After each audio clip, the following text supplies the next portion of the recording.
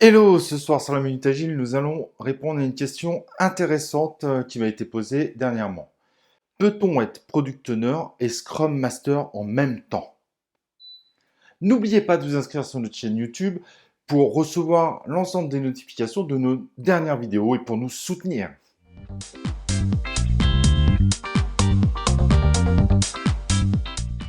Alors, la question du soir que je trouve vraiment très intéressante est: peut-on être Scrum Master et Product Owner en même temps? Est-ce que cela est possible ou est-ce que c'est une simple schizophrénie complètement délirante? Bien que l'image que je vais vous donner là est peut-être un peu surfaite, mais voilà un peu ce que ça donne. Ah, je suis producteur, faut que je fasse ça. Ah mince, je suis Scrum Master, faut que je fasse ça. Ah mince. Ah oui, j'ai oublié mon rôle de producteur. Juste dans les faits, le fait d'être Product Owner et Scrum Master en même temps, c'est quand même relativement difficile. En général, un Product Owner, il a quand même un rôle qui est complet, qui prend beaucoup de temps. Du coup, comment faire pour pouvoir dégager du temps pour être Scrum Master, alors que si en fait il dégage du temps pour être Scrum Master, il risque de pas forcément terminer le travail qu'il a à faire en tant que Product Owner et donc indirectement d'impacter l'ensemble de l'équipe. En général, le Product Owner, il a beaucoup de choses à faire, donc il va peut-être le fait d'avoir beaucoup de travail sur ce rôle de Product Owner, il risque malheureusement de dédier que 5 à 10% sur ce rôle de Scrum Master. Et évidemment, 5 à 10% sur un rôle de Scrum Master, ce n'est absolument pas suffisant. Pour bien comprendre ce rôle de Scrum Master et comment il est complet en réalité, n'hésitez pas à aller voir notre vidéo sur le sujet. Le Scrum Master n'est pas juste un animateur de cérémonie, il fait énormément de choses.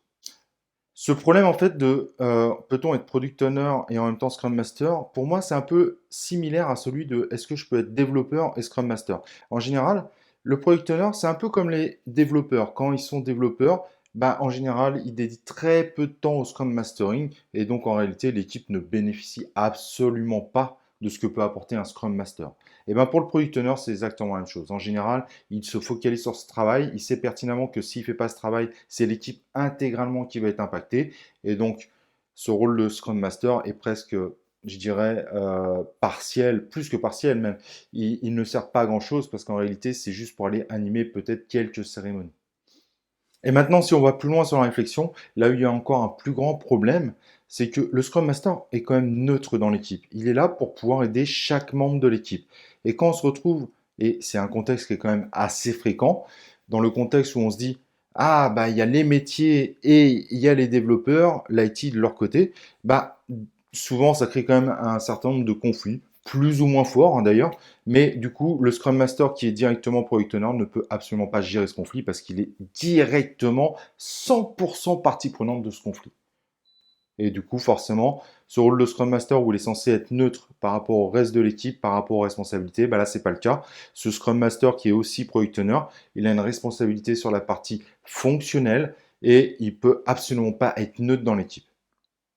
Du coup, ça sera quand même assez difficile pour l'équipe de développement de lui faire confiance. Comment faire quand une entreprise impose d'être Product Owner et Scrum Master?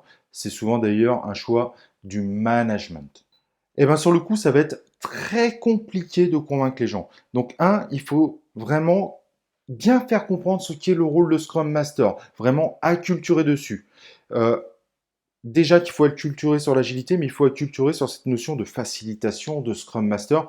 Et tant que ces managers ne comprendront pas l'intérêt du Scrum Master, et donc verront plutôt ce rôle comme un coût plus que comme un gain, ce qui est triste, mais c'est vraiment la réalité, il faut vraiment que vous arriviez à acculturer.